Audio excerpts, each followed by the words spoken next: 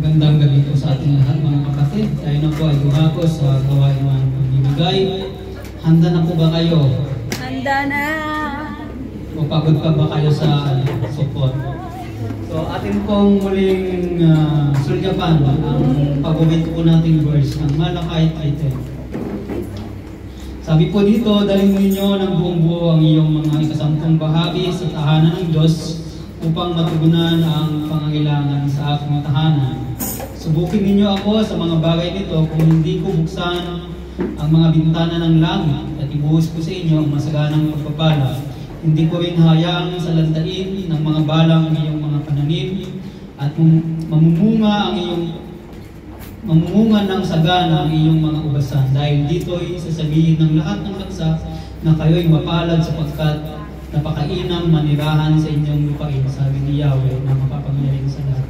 So mga kapatid, ito po ay tugon ng Panginoong Yahweh sa panahon ni Malakay dahil sila po ay naging dishonest. So saan po sila naging dishonest? Sila po ay naging unfaithful mga kapatid sa paghahandog. At sila po ay nagtaksil sa Panginoon at hindi po sila namuhay na naayon sa standard ng Panginoong Diyos. So sabi ni Yahweh sa kanila, kung hindi nakakaw ang inyong mga handog ay depekto. At dahil mga kapatid, sila po ay naghahandog ng mga may sakit na mga hayop.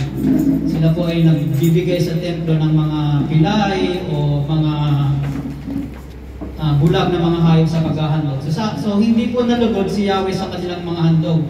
Sabi pa nga ni Yahweh sa kanila, kahit pa buhusan nyo ng luha ang altar at manangis kayo ng tunay, hindi ako malulugod sa inyong mga handog. So dahil po ang Diyos ng mga Israelite, mga kapatid, ay tapat at mabuting Diyos sa kanilang mga buhay. Maging tayo mga kapatid, di ba? Napakabuti ang Diyos kahit madami tayong close sa buhay mga kapatid, ay patuloy tayong pinagpapala ng Diyos. So, yun po, parehas na pinagpapala ng Diyos ang tao, masama at mabuti, patuloy na sinisikatan niya ng araw, di ba? Patuloy tayong nakakalanghap ng libreng oxygen. So, dahil po gusto ng Diyos na si Yahweh na i-restore yung relationship at yung paghahandog ng mga Israelite na ito, itinakdak niya na ibigay ang buo ng ikasampung bahagi. Hindi po pa siya mga kapatid, hindi po 50% ngayong Sabado na ito, hindi 50% sa sunod na buwan. Ito po ay buo. Kayo po ba mga kapatid ay papayag na sasahod kayo ng 50% at sa susunod na buwan ay 50% ulit? So hindi po, di ba? Hindi po kayo papayag. Yung 100 shekel nga lang na allowance natin madami ng issues sa trabaho po natin. So, ang principle po ng Panginoon, mga kapatid, ay kung nagbibigay tayo ng ika-10 bahagi na buo, dun po mag-manifest ang kapangyarihan ng Diyos upang tayo po ay pagpalain niya ng lubos-lubos sa lahat ng aspeto ng ating buhay.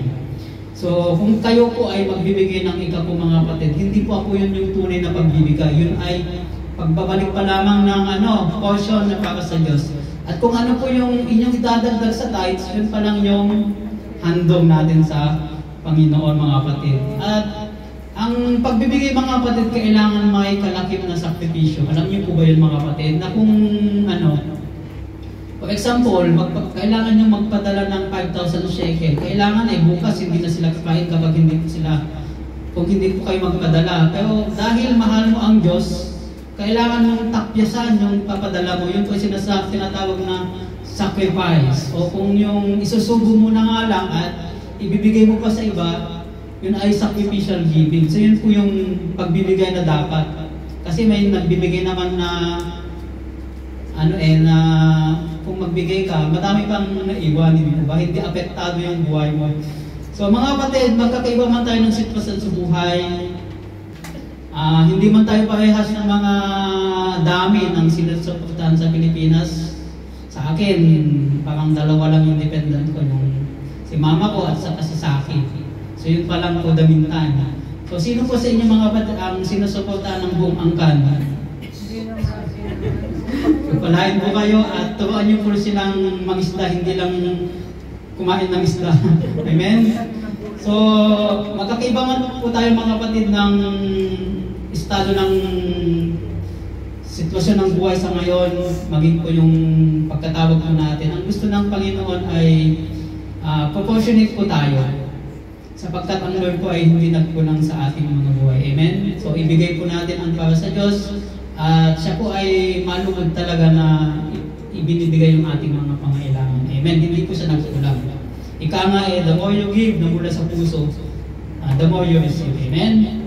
So, tayo po ay manalangin mga kapatid bago tayo magbigay. Salamat po Diyos sa gabing ito, Panginoon, sa opportunity na kami po ay makapag-handog po sa inyo, Panginoon. Maraming salamat, Panginoon, sa aming mga buhay, sa aming mga trabaho, sa aming mga talento at abilidad upang kami po ay makapag-produce, Panginoon, ng pananalapi, Panginoon. Tunay mo, O Diyos, na kayo ang pinanggalingan ng lahat na nasa amin, Panginoon. At sa aming paghahandog, Panginoon, sa gabing ito, dalangin namin, O Diyos, na kayo ang malugod at may taas. At ang bawat kami, Panginoon, na magbibigay sa gabing ito, Panginoon, ay pagpalain mo na, O Diyos.